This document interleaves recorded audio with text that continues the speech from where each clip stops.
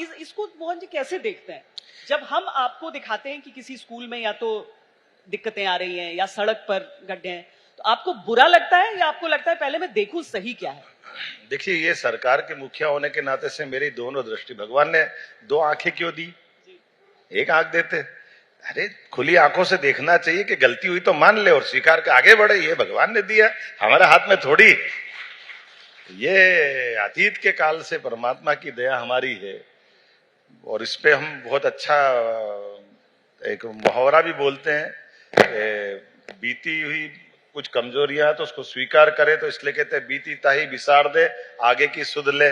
इसी में सारी बात आ जाती है कि अगर हमारे लिए आगे देखना है तो ये हमारी, आप थोड़ा सा मैं बोलूंगा तो थोड़ा आपको ऐसा लगेगा, हमारी कोई भी तीज त्योहार, कोई देवी देवता, इनकी जयंतियां क्यों मनती है? आप मेरे को बताओ। देखे,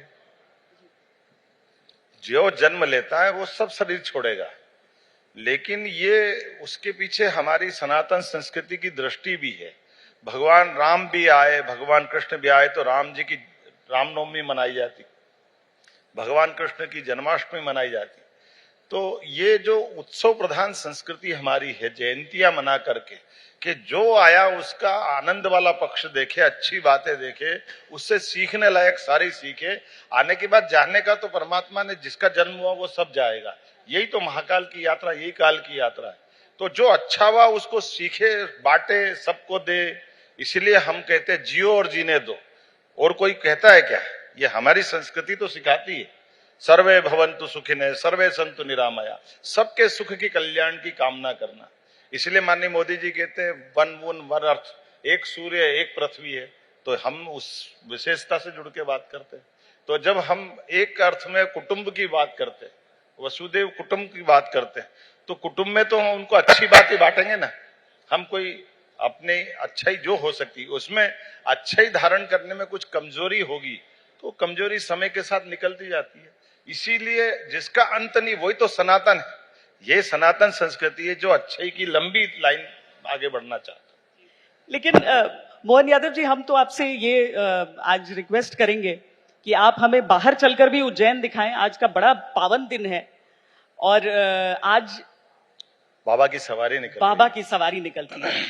तो ये बिल्कुल सही है। उज्जैन ये काल की नगरी भी है, भविष्य का ग्रीनविच भी है। ये अतीत के काल में 300 साल पहले तक उज्जैन से दुनिया का स्टैंडर्ड टाइम तय होता था। इसलिए काल की नगरी है, इसलिए धार्मिक दृष्टि से महाकाल की नगरी, सच्चे अर्थों में ये समय की नगरी। इसलिए आज की दृष्टि से भारत का अतीत के काल के समय में हमेशा समय की शुद्धता के लिए वो उज्जैन से ही स्टैंडर्ड टाइम तय होता था। 300 साल पहले तक स्टैंडर्ड टाइम तय होता था। बाद में फ्रांस के लोग हावी हुए तो 50 साल तक पेरिस से स्टैंडर्ड टाइम माना गया। अभी 250 साल से ग्रीनविच से उसको माना गया है। पर आप उस दिशा में प्रयास करना चाह रहे हैं? काफी बड़े पैमाने पे हमारे प्रयास हो रहे हैं। ये हमारे एक ऑब्जर्वेटरी बनाई है जहां आप अपनी आंखों से देख सकते हैं, जहां ये सूर्य जब अपनी कक्षा बदलते हैं, उत्तरायण से दक्षिणायन में आना जाना है, तो आप ऐसे मतलब पृथ्वी एक शंकु यंत्र बनाते हैं, बीच में कीला लगाते हैं। ये हमारा विज्ञान भी प्राचीन काल में कितना अच्छा था। सूर्य की दिशा देखना तो उनकी छाया से देख सकते हैं, सूर्य से आंख नहीं मिला सकते तो छाया से सूर्य की कक्षा बदल रही वो अपनी आंखों से देख सकते हैं। सूर्य सिद्धांत में भी जल की राशि में सूर्य की भूमिका देख लेते हैं। ये प्राचीन हमारी पद्धतियां जिससे ये हमारी सारी खगोल की गणनाएं, नक्षत्रों की गणना है, ये अतीत के काल से हमारी संस्कृति की गौरवशाली गाथाएं हैं। तो डॉक्टर यादव, यहाँ पे क्या होगा? क्योंकि वो सनडायल तो मैंने देखा जहां पर वो प्राचीन पद्धतियां हैं आज भी, जो आप मतलब देखकर हम गर्व कर सकते हैं कि ये हमारी परंपरा है। तो क्या उसके साथ ही रहेगा, उससे बिल्कुल अलग रहेगा? और हम कैसे निर्धारित कर सकते हैं कि ये प्राइम मेरिडियन होगा? देखिए, ये आप अगर 21 जून को और 22 दिसंबर को आकर के देखिए, यहाँ पे जब हमारे हिसाब से सबसे बड़ा दिन, सबसे बड़ी रात का दिन आता है, उस दिन सूर्य की सुबह 6 बजे से सायंकाल सूर्यास्त तक की जो छाया है, जो यहाँ लाइन है, उस छाया उससे बाहर नहीं जा सकती।